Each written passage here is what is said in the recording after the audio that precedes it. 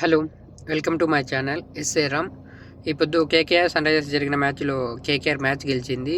అలాగే దీని గురించి ఇంకా విషయాలు మాట్లాడుకుందాం మనము. పవర్ క్యాచ్ బాగా పట్టాడు. అలాగే రహానే బాగా బ్యాటింగ్ చేశాడు. అలాగే వరుణ్ చక్రవర్తి అండ్ సూర్యనారాయణ కూడా చాలా బాగా బౌలింగ్ చేశారు. దీని గురించి మాట్లాడుకుందాం మనము. ఓకేనా?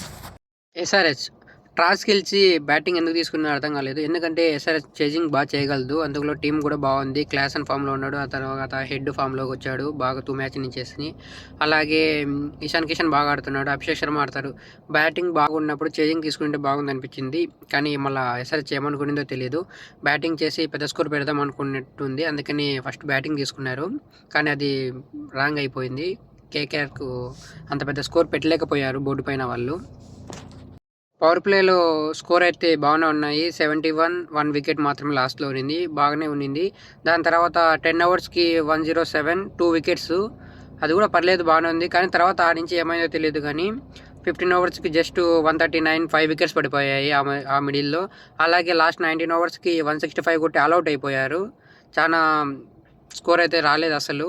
అది ఎందుకంటే మాట్లాడదాం ఇప్పుడు మనం దాని గురించి. అలాగే సన్‌రైజ్ బ్యాటింగ్ చూసుకుంటే హెడ్ చాలా బాగా ఆడాడు. 61 రన్స్ కొట్టాడు. అలాగే 28 బాల్స్‌లోనే స్ట్రైక్ రేట్ కూడా 200 ప్లస్‌లోనే ఉంది. 200 ప్లస్ స్ట్రైక్ రేట్‌తోనే ఆడాడు. అలాగే 9 ఫోర్స్ కొట్టాడు. అలాగే 3 సిక్సెస్ కూడా కొట్టాడు. హెడ్ అయితే పర్లేదు, చాలా బాగానే ఆడాడు. ఫామ్‌లోకి వచ్చిన మ్యాచ్ నా ఫామ్‌ని అలానే నిలబెట్టాడు. దాని తర్వాత ఇషాన్ కిషన్ కూడా బాగానే ఆడాడు. 42 రన్స్. కానీ కొంచెం స్ట్రైక్ రేట్ తక్కువ ఉంది. 144తో ఆడాడు. బాల్స్ కూడా 29 బాల్స్ ఆడాడు. అంటే జస్ట్ దగ్గర 5 ఓవర్స్ ఆడాడు. కానీ ఏంటంటే తను వచ్చే లోపల వికెట్లు పడి ఉన్నాయి కాబట్టి స్టేబుల్గా పోవాలి, తీసుకెళ్లాలని చెప్పి చిన్నగా ఆడడం వల్ల అలా బౌలర్ల పైన అటాక్ చేయలేకపోయాడు.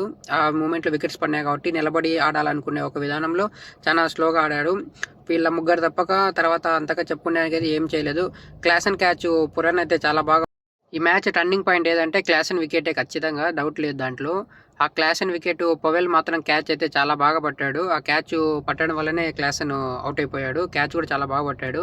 అలాగే నారాయణ పవర్ ప్లేలో బౌలింగ్ చాలా బాగా వేశాడు. ఇంతవరకు ఎప్పుడు పవర్ ప్లేలో నారాయణ బౌలింగ్ వేయలేదు. బేర్ కూడా మామూలుగా అయితే ఎప్పుడైనా పవర్ ప్లే తర్వాత వేస్తాడు. కానీ ఎందుకు ఈ పొద్దు కొత్త బాల్ తీసుకొని పవర్ ప్లేలోనే వచ్చి వేశాడు. పర్లేదు, బాగానే వేశారు. నారాయణ 4 ఓవర్లు వేసి 31 రన్స్ ఇచ్చి 2 వికెట్స్ తీశాడు. ఎకనామీ కూడా పర్లేదు, 7.8 ఎంతనో ఉంది. ఓకే.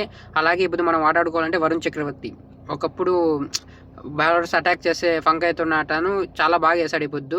ఎంత అంటే 4 ఓవర్స్‌కి 36 రన్స్ ఇచ్చేసి 3 వికెట్స్ తీశాడు. అలాగే ఎకనామీ 9 ఉంది. చాలా బాగా అయితే బౌలింగ్ చేశాడు ఈ పొద్దు. దాని గురించి అయితే ఖచ్చితంగా అన్‌డౌటబుల్, దానికి ఏమీ లేదు.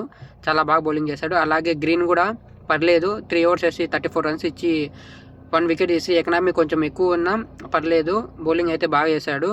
అలాగే కార్తీక్ త్యాగి తను కూడా బౌలింగ్ బాగానే వేశాడు. 4 ఓవర్స్ 30 రన్స్ 2 వికెట్స్ తీశాడు. అలాగే ఎకనామీ అయితే 7.5 ఉంది. పర్లేదు, ఎకనామీ మామూలే, బాగుంది ఎకనామీ కూడా. తను కూడా చాలా బాగా బౌలింగ్ చేశాడు. అలాగే తర్వాత కేకేఆర్ బ్యాటింగ్ వచ్చేటప్పటికి పెద్ద స్కోర్ ఏం లేదు, పెద్ద ఎక్కువ రన్ రేట్ కూడా లేదు కాబట్టి జస్ట్ 168 రన్స్ ఎంతో అంతే. కాబట్టి వాళ్ళు కూడా పెద్ద ఏమి ఎక్కువ తీసుకోకుండా. అలాగే ఏంటంటే ఫస్ట్ ఆఫ్ ఆల్ వాళ్ళకు పవర్ ప్లేలో స్టార్ట్ బాగా వచ్చింది. జస్ట్ 3.6 బాల్స్కే దగ్గర జస్ట్ 4 ఓవర్స్కే 49 రన్స్, 1 వికెట్. అక్కడ వికెట్ కోల్పోయింది. అంతవరకు తను కూడా బాగానే ఆడాడు. 29 రన్స్ ప్లస్ 13 బాల్స్లోనే ఆడాడు. అది కూడా 3 ఫోర్స్ 2 సిక్సెస్లు కొట్టినాడు. స్ట్రైక్ రేట్ కూడా ప్లస్ 200 ప్లస్సే ఉంది. ఆడ కూడా బెనిఫిట్ మెయిన్ అదే. ఆ స్టార్ట్ అగ్రెసివ్గా రావడం వల్ల నిన్న నైట్ కూడా అదే మాట్లాడుకున్నాం మనం వీడియోలో కూడా. వీళ్ళ ఓపెనర్స్ కొంచెం అగ్రెసివ్గా స్టార్ట్ ఇచ్చి కొంచెం బాగా ఆడితే ఖచ్చితంగా మ్యాచ్ గెలుస్తారని చెప్పి. అలాగే ఈ పొద్దు అయితే బాగా ఆడాడు. రహానే కూడా చాలా బాగా ఆడాడు. అలాగే రహానే కూడా బాగా ఆడాడు. 43 రన్స్ 30 బాల్స్ అయినా ఓకే, పర్లేదు. 4 ఫోర్స్ కొట్టాడు. అలాగే ఒక 6 కొట్టాడు. అలాగే స్ట్రైక్ రేట్ అయితే 199 ఉంది. ఎందుకంటే పెద్ద ఇప్పుడు అంత ఇంపార్టెంట్ ఏం లేదు, పెద్ద స్ట్రైక్ రేట్ ఇంపార్టెంట్ ఏం లేదు. ఎందుకంటే స్కోర్ తక్కువ ఉండేటప్పుడు అందులో స్టార్ట్ కూడా బాగా వచ్చింది కాబట్టి పెద్ద ఇంపార్టెంట్ ఏం లేదు. అలాగే రఘువంశీ కూడా చాలా బాగా ఆడాడు. స్టాండ్గా ఇచ్చాడు. అలాగే వికెట్స్ పడిన 2 వికెట్స్. అలాగే స్లోగా తీసుకొని నిదానంగా తీసుకొని వెళ్ళి చాలా బాగా ఆడాడు. 59 రన్స్ కొట్టాడు. అలాగే 47 బాల్స్ ఆడినా ఓకే. స్ట్రైక్ రేట్ అయితే పెద్దగా ఎక్కువేం లేదు. 125 ఉంది. ఎందుకంటే ఇప్పుడు అంత ఇంపార్టెంట్ ఏం లేదు స్ట్రైక్ రేట్. ఎందుకంటే స్కోర్ తక్కువ ఉంది కాబట్టి. రన్స్ తక్కువే ఉన్నాయి. కావాల్సిన రిక్వైర్డ్ రన్ రేట్ కూడా 7 లోపలే ఉంది కాబట్టి అంత స్ట్రైక్ రేట్ ఏం ఇంపార్టెంట్ ఏమి అనిపియలేదు. అలాగే 5 ఫోర్స్ కొట్టాడు, 2 సిక్సర్స్ కొట్టాడు. ఓకే. పర్లేదు. బానే ఉంది అనిపించింది. అలాగే తర్వాత వికెట్లు పడినా గానీ రింకు సింగ్ వచ్చి మ్యాచ్‌ని ఫినిష్ చేశాడు. రింకు సింగ్ కూడా బాగా ఆడాడు. మెయిన్ వాళ్ళకు గుడ్ న్యూస్ ఏందంటే రింకు సింగ్ 2 మ్యాచెస్ నుంచి ఫామ్‌లోకి వచ్చాడు. ఇంతకు ముందు ఆడిన 2 మ్యాచెస్ కూడా రింకు సింగ్ బాగా ఆడి రింకు సింగ్ గెలిపించాడు. అలాగే ఈ మ్యాచ్ కూడా వచ్చి ఫినిషింగ్ కూడా బాగానే ఇచ్చాడు.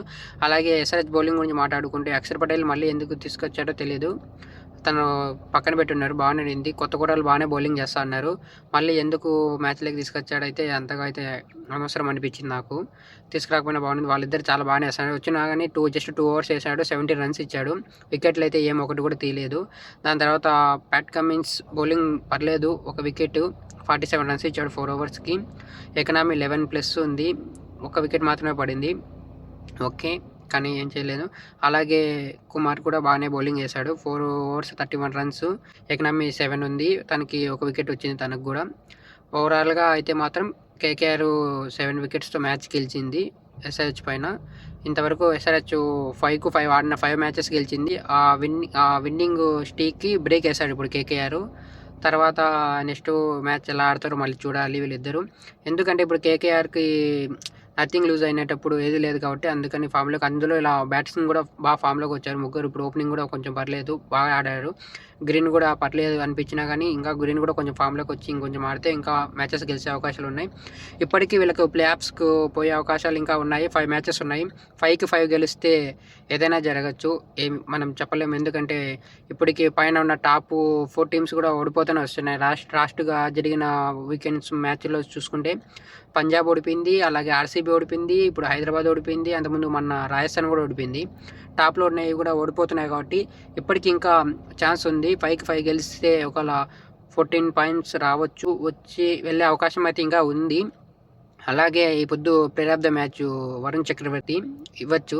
ఓకే. ఎందుకంటే వికెట్స్ టైంకు అవసరమైనప్పుడు వికెట్స్ వేసాడు. అలాగే ఎకనామీ కూడా బాగుంది కాబట్టి ఇవ్వచ్చు. ఇలా ఉంది. ఓకే.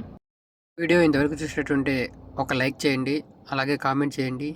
అలాగే ఫాలో చేయండి. ఓకేనా? Thank you so much.